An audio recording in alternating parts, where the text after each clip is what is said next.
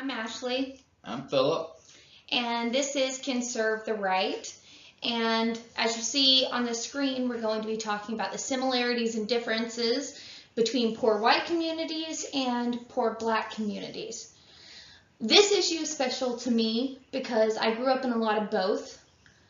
I grew up in a lot of poor white communities, a lot of trailer parks, and a lot of poor black communities, a lot of apartments. And I think that people have their own, people who don't live within these communities and people who don't cross over between them have a lot of biases in their head about what they think about these certain communities. So I kind of wanted to highlight what actually goes on. So are we going to use facts or are we going to use opinions? We're going to use facts. What? Yes, I know. You know nobody has a fax machine anymore. CTS, F-A-C-T-S, not F-A-X. Oh, there's a difference in the spell. Yeah. All right. So as you can see, there's a lot more similarities than there are differences. In fact, the differences are pretty small. Poor white communities tend to live in rural areas, and poor black communities tend to live in urban areas. And pretty much all the differences between them are caused because of that. So like poor black people like to go to clubs, poor white people like to go to bars. That's because there are not clubs in small towns. It's just bars. Have you ever been to a club? I've been to a strip club. No. No, I mean like a dance club. Oh, I don't dance. I've never been to a club. No, I've been to strip clubs. Never been to a club. But I've never been to a club.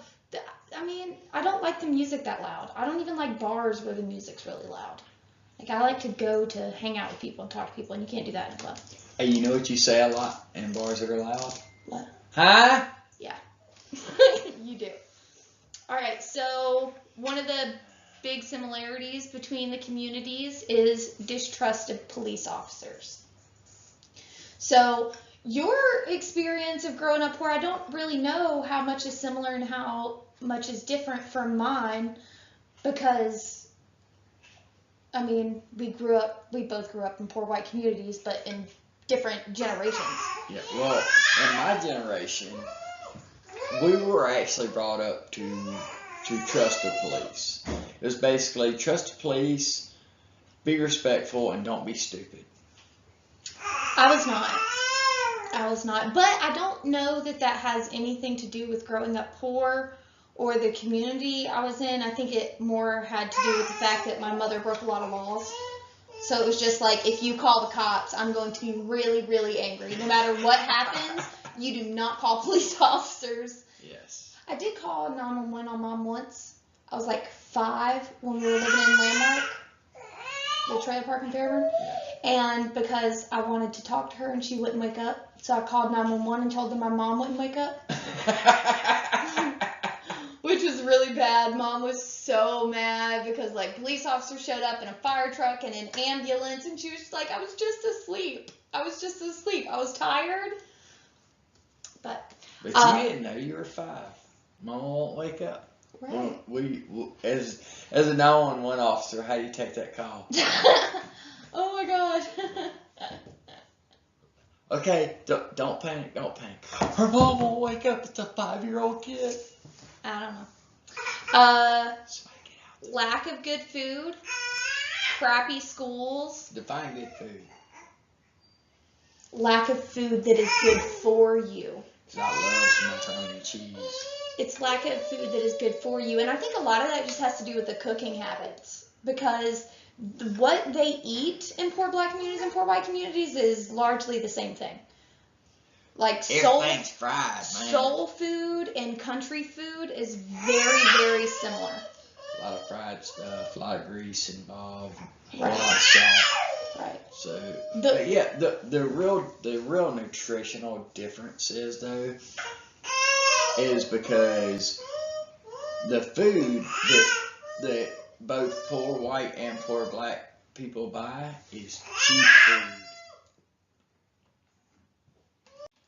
Because you go to the grocery store, you're like, holy crap, I can get 10 boxes of macaroni and cheese for 92 cents. Bam! It looks like you got a lot of food in your house. I don't think it's just the price, but the time.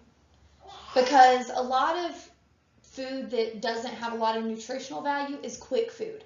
Box dinners, something that you can cook in 30 minutes after you get home from working 8 hours before the kids got to get into the shower or throw in the microwave. It's just really Hot Pockets. Quick food. Right. And a lot of quick food is not nutritional. Crappy schools, which I'm dealing with right now. I hate the school district my kid's in. There's like one good school, elementary through high school, in our entire area. And that happens a lot in urban black communities. The schools are crap because teacher unions are awful. And you get paid more to be a teacher in Beverly Hills than you do on the south side of LA. And which makes no sense. Which makes no sense. You should get paid a lot more money to teach in districts that are underserved. The fact that you make more money working in Beverly Hills is crazy. I don't understand why it is that way. And I don't understand why that's not something that we could change immediately that would immediately make a difference. We could change it pretty quick, I think. So, I don't know. I think that there's a false argument when it comes to schools. Like everybody. There's a lot of false arguments when it comes to schools. Yeah. But the whole idea that the schools just need more money, I mean, that's not true. The system doesn't work. What we need is a different system. We need it to work a little bit. We're still working on the same system now that we were working on when we were mostly a farming community. But I think one of the most important and meaningful similarities between the two communities is father absence. There are a lot of single mothers in these communities. Now that is a lot higher. It's a lot higher in poor black communities, but it's higher in poor white communities than it is in affluent white communities. There's a lot more fathers among the middle class than among the lowest. Do you know why? Why? Welfare. Yeah. Well, welfare has a lot to do with that. So that is one thing that I do agree was absolutely done on purpose. A lot of the welfare laws and things that they made like that were to break up. Honestly, in the South, they were made to break up the black family. Now, it did have the unintended consequences of breaking up a lot of white families as well. But that is something that was done on purpose to break up the black family. The problem is we're still doing the same things, and mostly for some reason that I cannot fathom, a lot of black people are still voting for the same people that are keeping the laws in place, that are keeping that in place. And there has to be something done about that. But it's because they keep telling them, this is to help you. This is to help you. This is to help you, but it doesn't. It doesn't. It holds you there. It keeps you there. Because if you take that raise and they cut your food stamps, then you're going to lose $400 a month. Why would you take that raise? Or if they, if you have a felon in the house, you can't get any assistance. Correct. So say dad gets locked up for drugs. He gets out, he decides he's going to do it right, he's going to fix his life, he is going to be there for his kids and do what he's supposed to. But he can't go back because but now he can't, right, now he can't go back. Now daddy can't come home because then mom has no way to feed you, no way to take you to the doctor. Right. I mean, I get that, and that is a serious problem that we have got to fix. The problem is nobody's actually fixing it. They keep talking about fixing it. They've been talking about fixing it for 40 years. It's because it's a vote killer. Because Democrats want to increase this help. It's not help. It doesn't help. But they want to increase it. Wait, now it does help if it's done correctly. It does help. I think if you put, like Bill Clinton did with the welfare checks, I think if you put if you make it temporary, like anybody in America can get food stamps for a year of their life. Anybody that thinks we're crazy, right? Here we are complimenting Clinton. Right, but like he did with welfare. But he did do a good job with that. Yeah, if you think if you know any person in America can get food stamps for a year, then it won't become a crutch. It won't trap you there. Because you only have it. It's to help you back up so you can do it on your own, not to make you dependent on the government. Then it becomes what it's supposed to be. Exactly. A bridge. It's supposed to be a bridge. And I'm totally down for that. But the problem is that Republicans want it to go completely away. Democrats want to increase it. And nobody is actually willing to touch it because they're afraid that it'll cost them votes. And nobody is willing to talk about actual solutions. So nobody's willing to talk about actual solutions to the problems.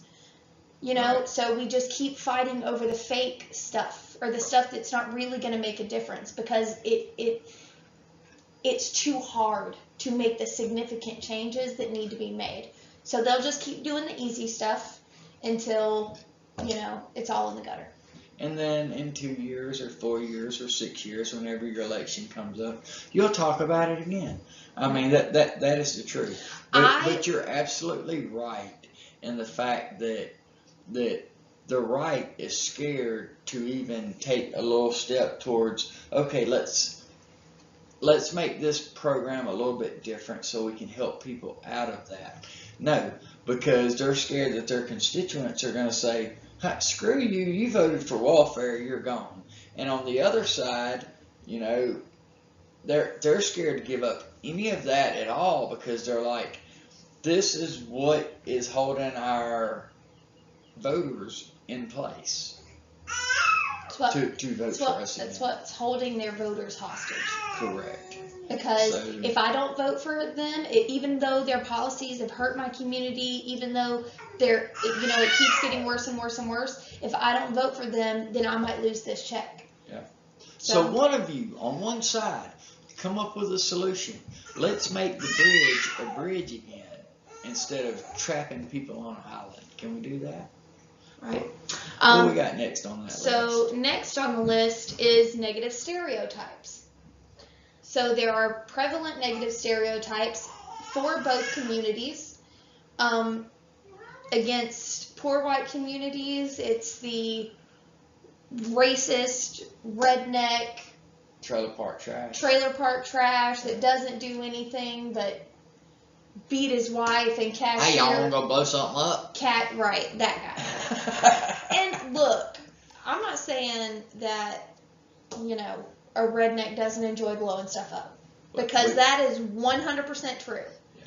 I come from a family of rednecks, I can tell you. They like to blow shit up. But most of that stereotype is ridiculous. Now, it is accurate in some cases. I'm not going to say that there are no people that really act like that. There absolutely are.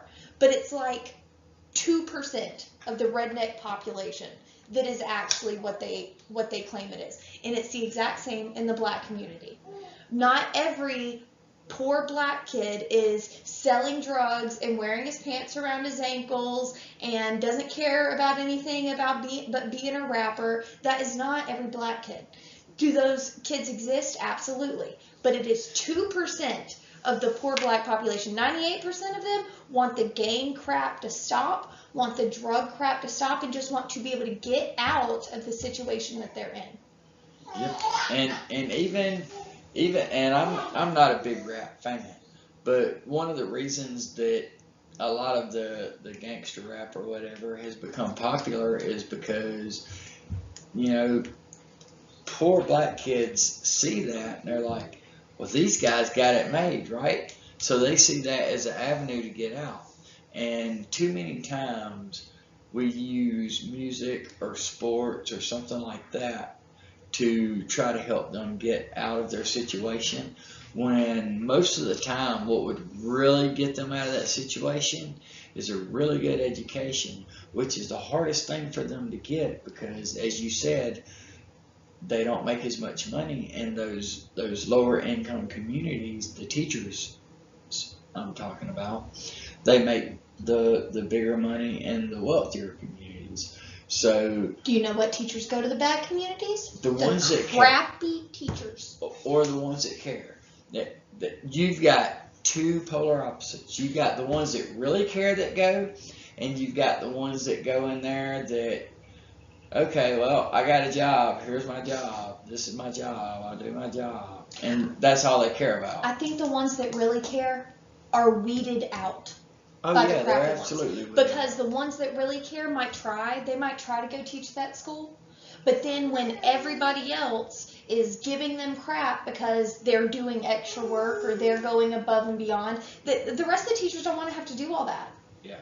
And so all they do is bully them till they leave, and so all the good teachers leave and go make more money somewhere else. And that actually links to another big similarity between the communities, which is education is not boosted. Right.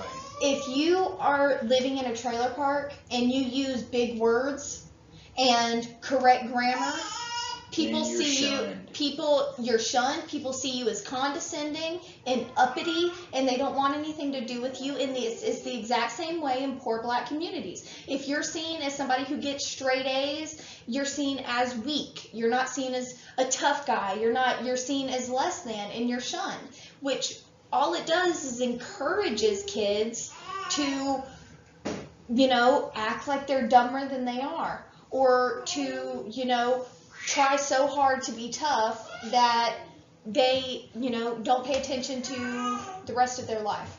Yes, and school becomes a social event rather than a place to go and learn and get a real education. Right.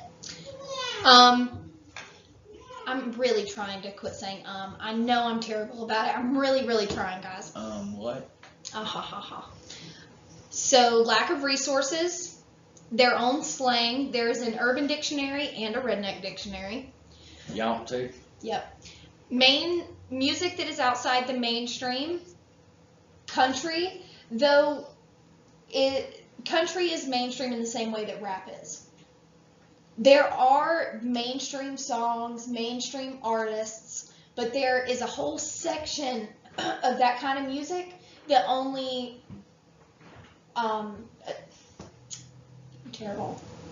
that only a certain group of people listen to. So there are probably a couple rappers that you could name. I'm sure you've never heard a lot of their music, but you could probably name a couple. I could name some, yeah. Right. But there are a lot of country artists that you know and can name. Well, that's true. I grew up listening to more country than I did rap. Right. But I could listen to some rap because I know some guys. I like my Beastie Boys and some old school LL, I'll tell you that. Old school LL, good Lord. Hey, I was like 12 years old when Beastie Boys came out. Beastie Boys and LL Cool J. My dad, the whitest man on the planet. Okay, so... Wait, LL's white? No. More similarities: drug use, higher crime rates, higher welfare dependence, lack of focus put on education, which we've already talked about, obesity, healthcare issues, more religious. I'm not positive how true that is. About the more religious? About the more religious, because statistically it's true, but I don't know if actually in those communities, like there are a lot of people that have incomes below the poverty level that don't live in a trailer park or in a project, And I didn't see a lot of religious people in the trailer parks I grew up in or in the urban areas. Well, a lot of that is probably some statistics from people that are still of an older age, because like my grandmother was very poor, very religious, youngest of 16 kids, and every one of her brothers except for one was a preacher. Right. You know, so I mean, I can see that to a certain degree, and you also see that a lot in the black community as well, because I know a lot of poor black women that are very, very religious. The poor black men, not as much. So whether that's, consistent across the entire African American community, I don't know. But just my personal, the people that I've known and the people I've talked to, that has seemed to have been the case. That there's a lot of the women really, really are. A lot of the men are not until they get older. Now, if you look at African American men 40 and older, there's much more religious content than there is the 18 to 30. Is that something that happens as you get older, or is that just because of when they were raised? I have no idea on that. I don't know what the answer to that question is. I'm just saying that's my personal experience. Okay. And that would be something in the comments. If you are, an African American, especially if you're African American male. Don't use African American. No, we don't use African American. No. It's black. Are they from Africa? No, they're not. But I have met a lot more people. All the black people I know do not want to be called African American. They're not from Africa. They're American. They were born here. Their parents were born here. They're American. Okay. So we call them what? Black. Black. But most of them are not black. Most of them are brown. Anyways, impacted by illegal immigration. Both communities are hit really, really hard by illegal immigration. People in wealthy areas, middle class and above, really are not the lower middle classes, but they're not hit as hard by illegal immigration. Right. Well, the middle class is as well. Yeah.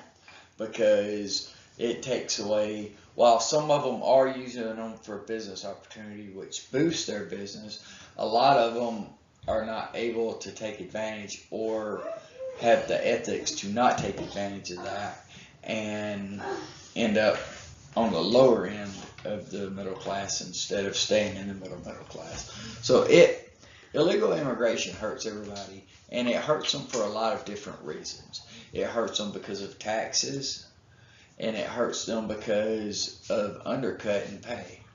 Undercutting pay is the biggest difference, and that's one of the things that I really do not understand about the left is they're constantly pushing raising the minimum wage, and then at the same time they want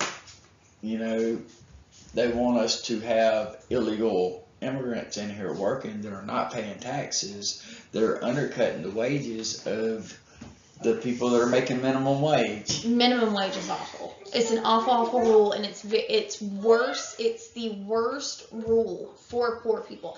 Again, all these things that they try to put in that they say are going to help you, but really don't. All they do is hurt your community. Do you know why they instituted minimum wage? Do you know why minimum wage became a thing? Why did it become a thing? Minimum wage became a thing because black people started getting jobs. Because they would work for less than white people would. So white people started complaining that they were losing their jobs to black people. So they instituted a minimum wage so that a black person couldn't come in and undercut what you're willing to work for and get your job. Again, put in for a legitimate, actual, historical, racist reason But now they just like to pretend that it helps you so that they can keep pushing this crappy policy. Right. And it doesn't help you. And if you don't believe it, think about this. If your company has to pay you another 50 cents an hour and they have to pay their other 250, 300 workers another 50 cents an hour, do you not think they're going to raise the price of that bread that you're baking 2, 3, 4, 5 cents a loaf? And then now when you go to the grocery store, you're now paying an extra 5 cents a loaf on that. You're paying an extra 5 cents for a gallon of milk. You're paying an extra 3 cents for, a can of green beans, and so on and so on and so on. Do you actually think you're making more money? No. When it's a bigger number, but you're actually making less money when they raise the minimum wage. But we'll get into all of that later when we do our big ideas for it. We can't have a big minimum wage thing right now? No, not right this second. Oh, So another big similarity is corporal punishment.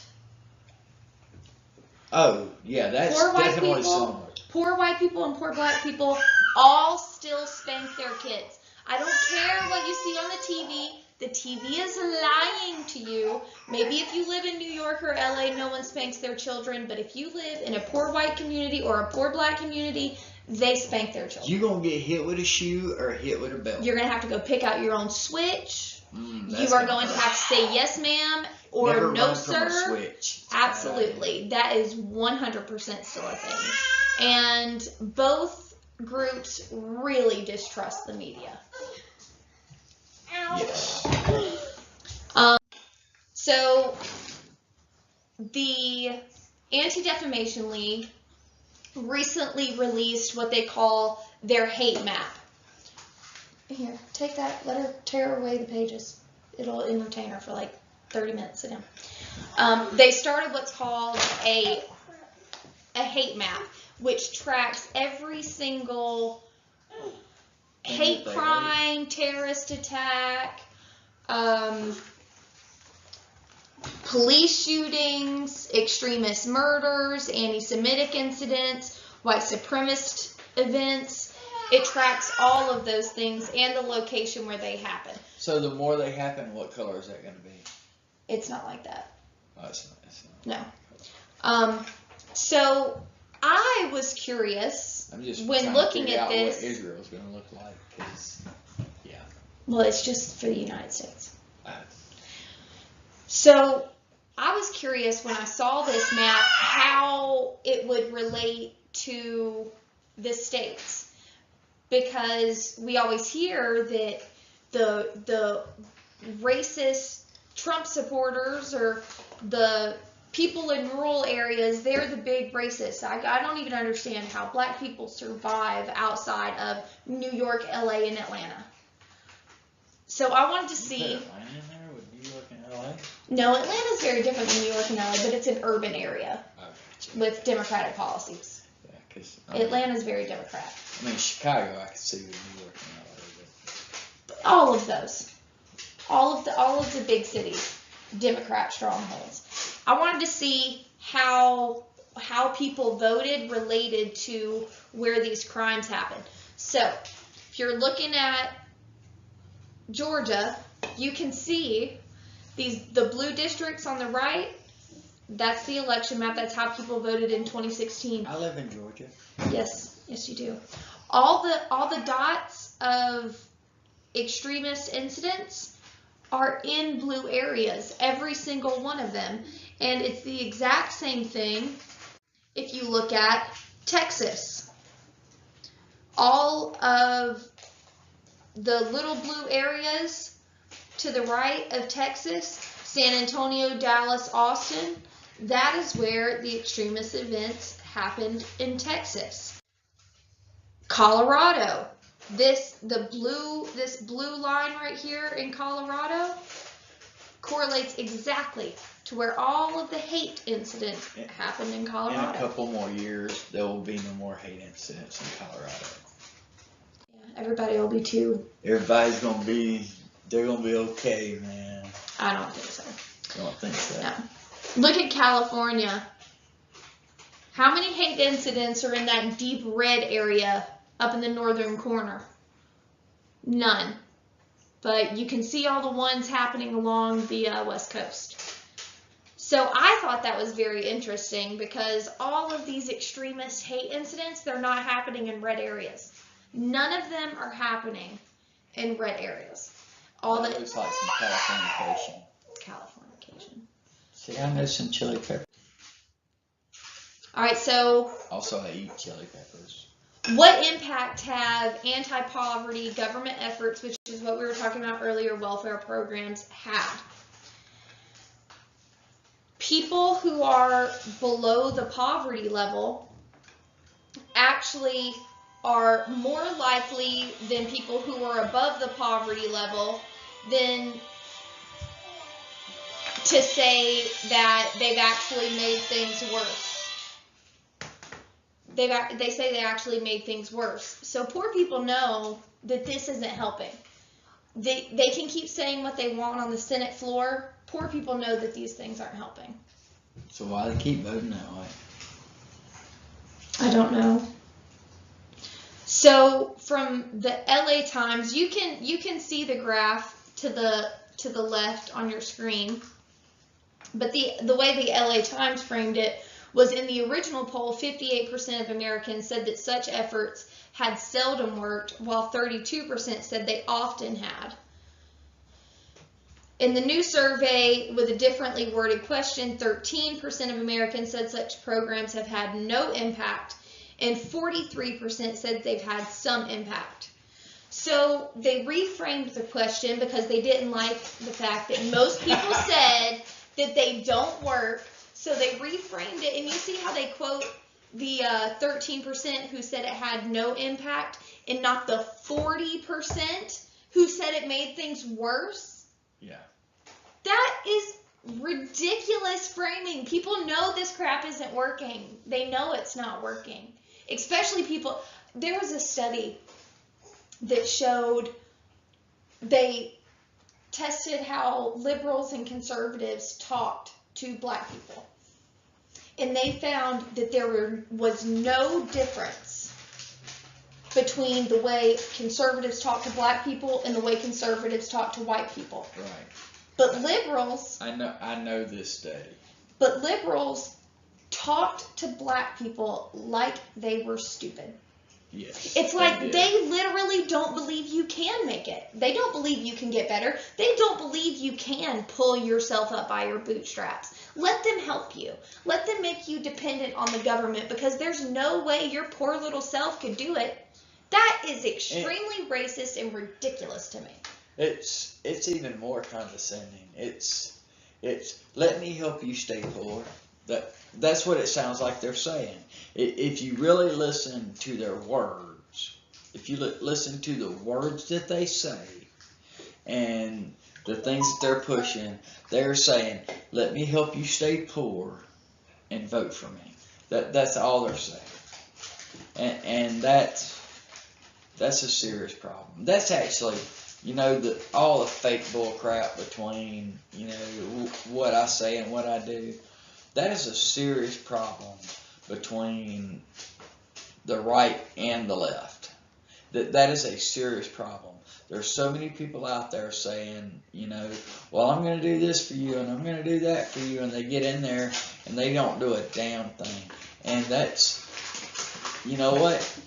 Whether you like Trump, whether you don't like Trump, that's why people are still going to vote for Trump, because whether you like what he does or whether you don't like what he does, and personally I don't like how he talks to people, but I do like a lot of the things that he's done. But regardless, whether you like him or don't like him, people are going to vote for him because he said, I'm going to do this, and he went out and did that.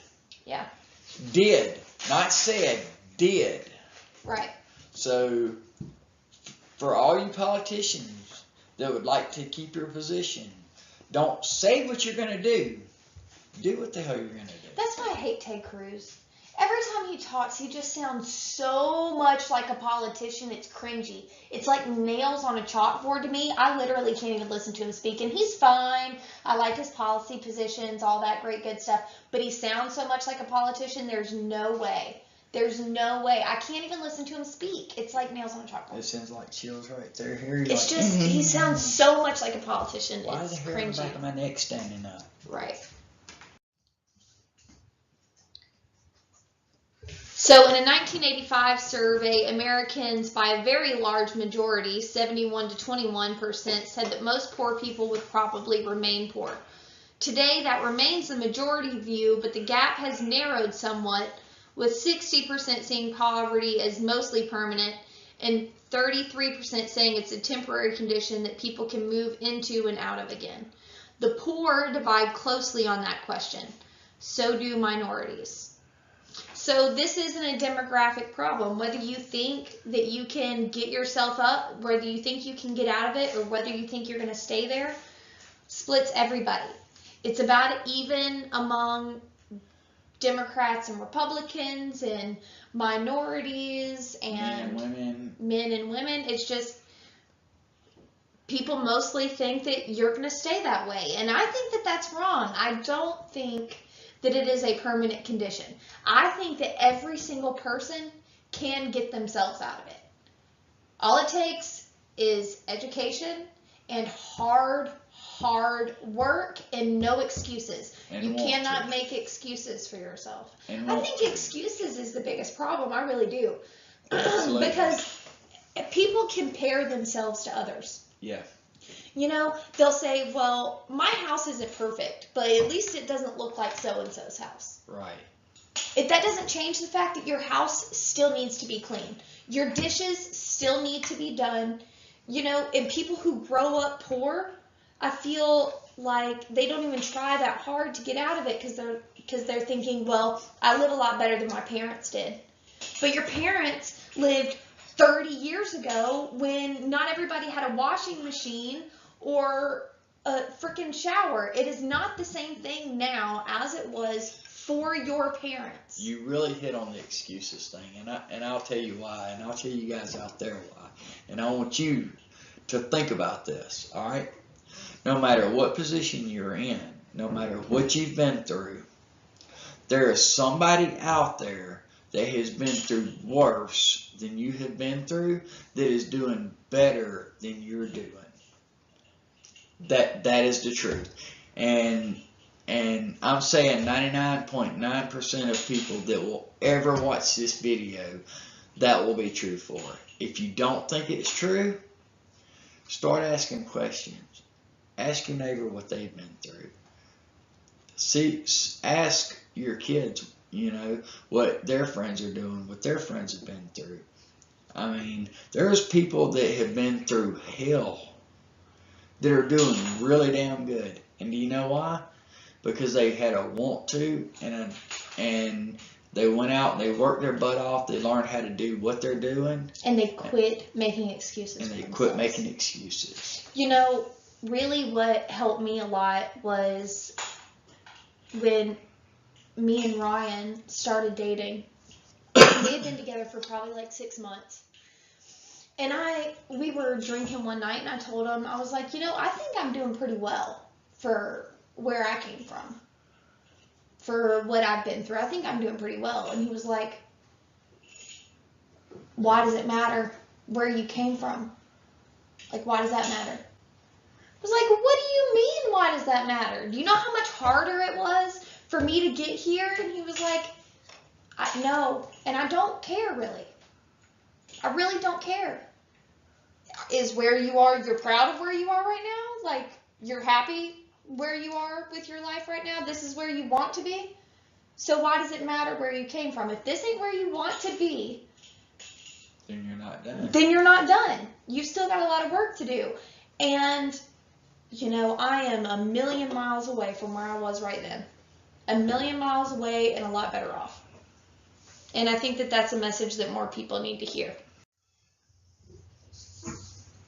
So,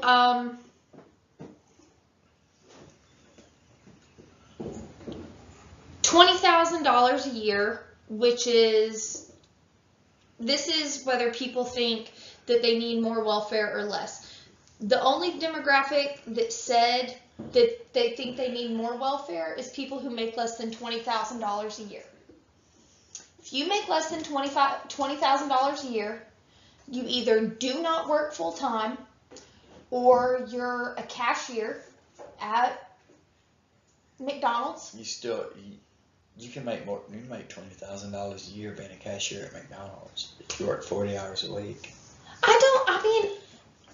Who makes less than $20,000 a year? Like, there has been years where I made less than $20,000 a year, and I had a kid, I was married, and all that. Well, that was a lot of years I did, but that was a long time ago. But,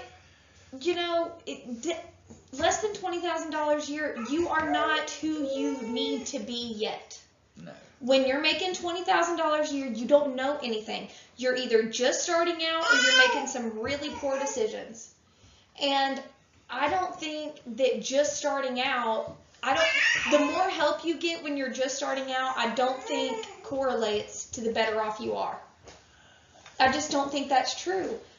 Because I know a lot of people who were given a lot of help and who are just as much of a piece of crap today as they were when they turned 18. Yep. And I know a lot of people who were given nothing and have busted their butts and done really, really well for themselves. So. You gotta pause that. All right, guys. So that's it. Let us know what you think. Did you grow up in a poor white community or a poor black community? What similarities and differences do you see? And why do you think that they pretend we're so divided when we have way, way more in common than we have differences? I would add something, but I think you pretty much got it. All right, well, have a good one. Give us a like, leave a comment, guys. Subscribe. Bye, guys. All right, goodbye, bye.